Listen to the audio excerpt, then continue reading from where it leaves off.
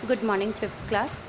बेटा हमारी जो ईवीएस की क्लास हुई थी लाइव क्लास आपकी, तो उसमें हमने chapter number 6 seed becomes a plant start किया था।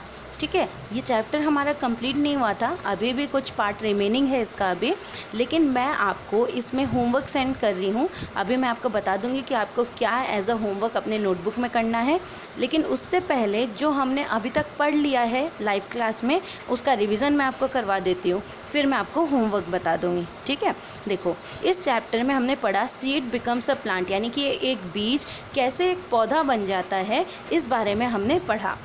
सबसे पहले तो हमने ये फूड आइटम्स के बारे में पढ़ा था। हमने ये क्यों पढ़ा था, क्योंकि हमको ये बताया गया था कि हमें प्लांट के यानी पौधे के पेड़ के अलग अलग पार्ट से अलग अलग फूड मिलता है। ठीक है, तो उसका एग्जाम्पल हमें यहाँ पे दिया गया था, जैसे कि राइस है, राइस हमें कौन से पार्ट से मिलता है, सीड से मिलता है। एप्पल हमें कौन से पार्ट से मिलता है, फ्रूट से मिलता है। कैरेट रूट से यानी जड़ों से मिलता है। बाजरा सीड, रेडिश रूट और अनियन रूट। ये हमने पढ़ा था कि ये कौन कौन से पार्ट से मिलते हैं। यहाँ पर हमने पार्ट बताया कि प्लांट का कौन सा पार्ट है जिसको हम एज अ फूड खा रहे हैं, और यहाँ पे वो फूड लिखा हुआ है। ठीक है, तो ये आपको अपने नोटबुक में बनाना है। मैंने लाइव क्लास के टाइम पे भी आपको कह दिया था। तो आप क्या करेंगे, ये हेडिंग लिखेंगे यहाँ से। ठीक है, ये हेडिंग लिखने के बाद आप ये पूरा बॉक्स बनाएंगे। ठीक है, एकदम नीट एंड क्लीन बनाना। तो ये वर्क एक तो आपको कंप्लीट करना है, फिर इसके अलावा आपको ये वर्क भी कंप्लीट करना है। इसमें आप क्या करेंगे, आप यहाँ से लिखना स्टार्ट करेंगे। ठीक है, ये ये तीनों पॉइंट्स लिखेंगे, उसके बाद आप ये टेबल बनाएंगे। ठीक है, पहले ये तीनों पॉइंट्स लिखेंगे आप यहाँ से 1, 2 और 3, ये तीनों पॉइंट्स लिखेंगे और उसके बाद आप ये वाला बॉक्स बनाएंगे। ठीक है, एक ये आपको करना है। इसके अलावा मैंने वर्ड मीनिंग्स भी आपके लिए प्रिपेयर कर लिया है, तो वर्ड मीनिंग्स मैं सेंड कर दूँगी, आप वर्ड मीनिंग्स भी कंप्लीट करेंगे। ठीक है, अब इस चैप्टर में हमने अभी तक क्या पढ़ा था ये सुन लीजिए। हमने जर्मिनेशन से रिलेटेड पढ़ा था कि जर्मिनेशन एग्जैक्टली होता क्या है। तो उस जर्मिनेशन में मैंने आप लोगों को ये पढ़ाया था, पहले तो हमने ये पढ़ा था कि पिंटू और श्रुति दोनों भाई बहन होते हैं और उन्हें एक नीम की ट्री के पास क्या मिलता है, एक न्यू सैपलिंग मिलता है, यानी एक नया पौधा देखने को मिलता है। ठीक है, तो फिर पिंटू उसे बताता है श्रुति को कि ये नया पौधा कैसे आया। नीम के ट्री में जो निम्बोली होते हैं, यानी कि जो नीम के ट्री का जो सीड होता है, जो बीज होता है, वो मिट्टी में गिर जाता है और रेनी सीजन में जब बारिश होती है तो बारिश के कारण उसको प्रॉपर कंडीशन मिलता है, मॉइस्चर मिलता है, और इस वजह से वहाँ से एक नया पौधा निकल गया। ये हमने पढ़ा था। फिर जर्मिनेशन क्या होता है, जर्मिनेशन में हमने पढ़ा था, हमने बचबारस का एग्जाम्पल लिया था। ठीक है, उसमें हमने कहा था कि मोठ, मूंग और चने को जब हम एक गीले कपड़े के अंदर बांध कर और ओवरनाइट छोड़ देते हैं, यानी दो दिन के लिए छोड़ देते हैं, तो क्या होता है, फिर उसके अंदर से स्प्राउट्स निकलने लग जाते हैं। ये हमने पढ़ा था। तो फिर हमने और क्या पढ़ा था, और हमने ये पढ़ा था कि जो भी ये जो जर्मिनेशन होता है किस पे डिपेंड करता है, डिपेंड करता है कुछ इंटरनल फैक्टर्स पे और कुछ एक्सटर्नल फैक्टर्स पे। तो इंटरनल फैक्टर्स में हमने पढ़ा था कि इंटरनल फैक्टर्स कौन कौन से होते हैं, जैसे टेम्परेचर हो गया हमारा, वाटर, ऑक्सीजन, ठीक है, लाइट। तो कई ऐसे मैंने आपको बताया था, कई ऐसे पौधे होते हैं जो जब उगते हैं तो उन्हें रोशनी चाहिए होती है, और कई ऐसे पौधे होते हैं जो जब उगते हैं तो उनको अंधेरा चाहिए होता है। ठीक है, तो हम जो इंटरनल फैक्टर्स हैं वो हम कंट्रोल कर पाते हैं। कैसे कर पाते हैं, क्योंकि हम अगर पौधा उगा रहे हैं तो हम उस पौधे को वो कंडीशन देंगे जिससे कि वो अच्छी तरह उग सके।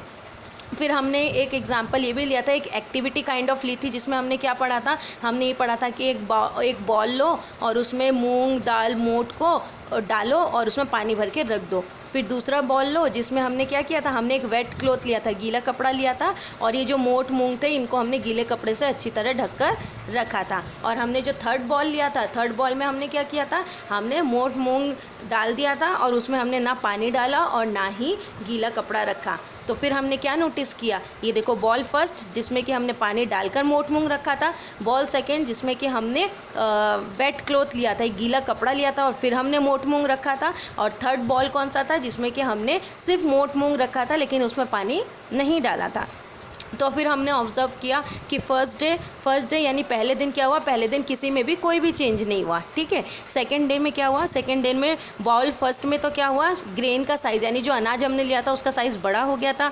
बाउल सेकंड में क्या हुआ कि ग्रेन्स ब्रेक ओपन यानी वो खुल गए थे, जो अनाज था वो खुल गया था, क्योंकि अब उसमें से क्या निकलने वाला था, स्प्राउट्स निकलने वाले थे, तो ग्रेन्स खुल गया था। और थर्ड बॉल में कोई चेंज नहीं हुआ, थर्ड बॉल में तो चारों दिन में भी कोई चेंज नहीं हुआ। क्यों? क्योंकि ना तो हमने इसमें पानी डाला और ना ही हमने इसमें वेट क्लॉथ रखा, ठीक है। फिर हमने पढ़ा थर्ड डे फर्स्ट बॉल में क्या हुआ, ग्रेन का साइज़ बढ़ गया और फोर्थ डे में और भी बढ़ गया।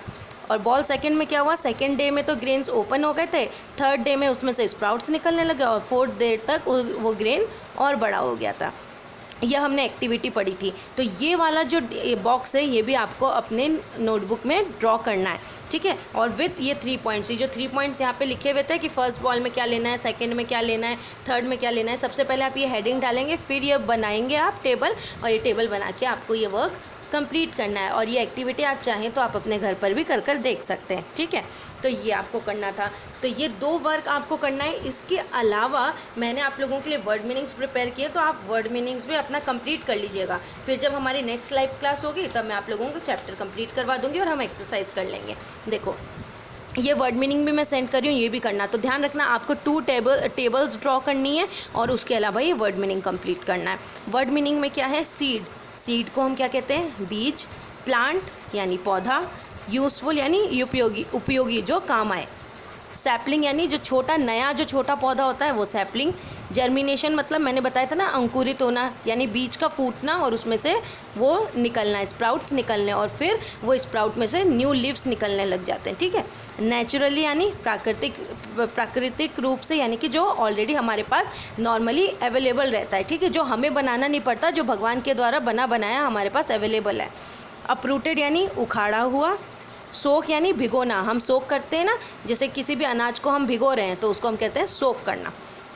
सॉइल यानी कि मिट्टी, वर्शिप मतलब पूजा करना, फॉइलेज मतलब पत्तियां या फिर वनस्पति यानी जहाँ बहुत सारे पेड़ पौधे हों वो, और डिस्पर्जल यानी फैलाना, ठीक है, फैलाव। कोई भी जैसे सीड्स का डिस्पर्जल यानी कि बीज का फैलना और उस बीज में से नया पौधा उग जाता है, फिर तो जो फैलना होता है ना उसको हम कहते हैं डिस्पर्जल, ठीक है। तो ये हो गया आपके वर्ड मीनिंग्स। तो आपको as a homework 2 tables draw करनी है अपने नोटबुक के अंदर विथ हेडिंग डालना मत भूलना, और फिर उसके अलावा आपको ये वर्ड मीनिंग कंप्लीट करना है। फिर जब हमारी नेक्स्ट लाइव क्लास होगी तब फिर हम लोग ये जो हमारा चैप्टर चल रहा था वो कंप्लीट कर लेंगे और एक्सरसाइज कर लेंगे। लेकिन आप लोग तब तक मैं आपको एक काम करूँगी, मैं आपको है ना रीडिंग के लिए इसकी जो आपके चैप्टर है उसकी भी फ़ोटो सेंड कर दूँगी, ठीक है। तो आप चैप्टर रीडिंग कर लीजिएगा, जहाँ तक हमने पढ़ लिया है आप खुद रीडिंग करके देखना, और अगर आपको कोई भी इशू हो तो आप मुझसे नेक्स्ट क्लास में पूछ लेना, ठीक है। तो आपकी प्रॉब्लम भी सॉर्ट आउट हो जाएगी और हम आगे की भी चैप्टर को कंप्लीट कर लेंगे। ये वाला टेबल और ये वर्ड मीनिंग्स आप लोग कंप्लीट कर लेना, समझ लेना चीज़ों को और वर्ड मीनिंग लर्न भी कर लेना। तो मिलते हैं हम अपने नेक्स्ट क्लास में। Till then bye.